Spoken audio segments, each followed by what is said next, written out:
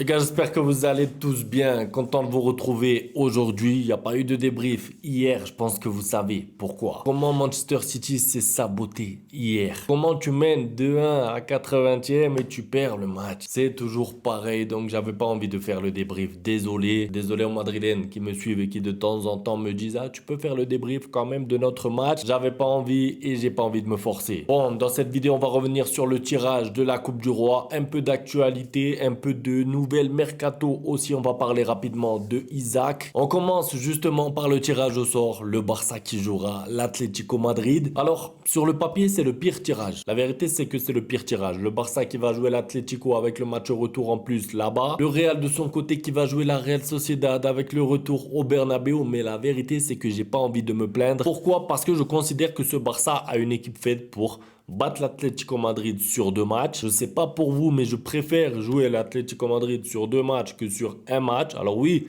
ça surcharge un peu le calendrier, ça rajoute un match difficile.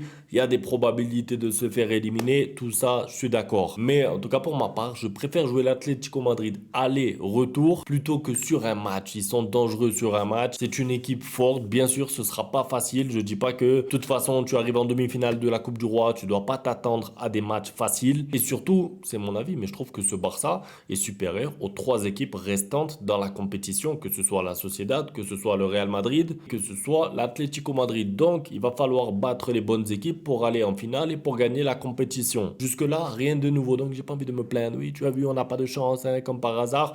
Voilà, le seul petit truc qui m'énerve un peu, c'est que le Real joue la Sociedad avec le retour chez eux. Donc, en fait, presque, en tout cas, même si ça reste du football, on peut considérer que le Real Madrid est déjà en finale. Et j'aurais bien aimé qu'ils aient 2 matchs très difficiles, surtout des derbys madrilènes ou même des classicos, pour les fatiguer justement pour la Liga. Bref, c'est pas grave. Mais pour l'adversaire du Barça, il n'y a pas de problème, on y va. D'ailleurs, sachez que le match aller donc aura lieu à Barcelone et le match retour sera un mois après. C'est pas comme la Ligue des Champions où il y a le match aller, le match retour en une semaine. Entre-temps, il y aura la Liga, il y aura de la Ligue des Champions. Donc, on aura le temps d'en reparler. Donnez-moi votre avis concernant ce tirage. Donc, petite actualité, Barcelone a pris contact avec l'entourage d'Alexander Isaac. Le joueur est ouvert à un transfert et c'est un joueur que j'apprécie beaucoup. Je le suis déjà depuis de nombreuses années. Déjà, il était en Liga, vous le connaissez, hein, la Real Sociedad. Il marquait déjà pas mal de buts. C'est pas pour rien qu'il est parti là-bas en Angleterre.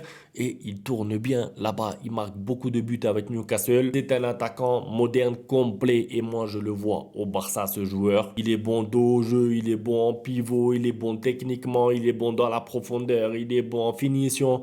Il a toutes les qualités requises pour s'imposer dans un grand club, dans un, sans manquer de respect à Newcastle, plus grand club que Newcastle parce qu'il a beaucoup de talent. Alors après, encore une fois, il faudra voir est-ce que c'est possible financièrement, est-ce que le Barça peut l'inscrire s'il vient, est-ce que le Barça peut payer. Tout ça, c'est des questions qu'on se posera en temps et en heure, mais déjà voir le Barça intéressé par ce joueur, ça me fait plaisir parce que c'est vraiment un joueur de qualité. Et s'il vient au Barça, en fait, vu son âge, il pourrait faire 4, 5, 6 ans et on pourrait avoir notre nouveau numéro 9 pour plusieurs années et ne pas être là comme quand Lewandowski est arrivé. Qu'est-ce qu'on fera dans 1 an, dans 2 ans? C'est bien d'avoir un joueur aussi sur du moyen long terme. Lewandowski qui a parlé de Lamine Yamal, il a dit Lamine Yamal est un grand joueur, mais l'entourage est important. Il ne doit pas penser à ce que se passera dans 2 ou 3 ans. Les jeunes joueurs gagnent beaucoup d'argent, mais cela peut aussi affecter un joueur. Nous sommes humains. Nous vivons aussi dans un monde de réseaux sociaux où cela peut nuire aux joueurs. Lamine est incroyable, mais il doit prendre de bonnes décisions dans sa vie.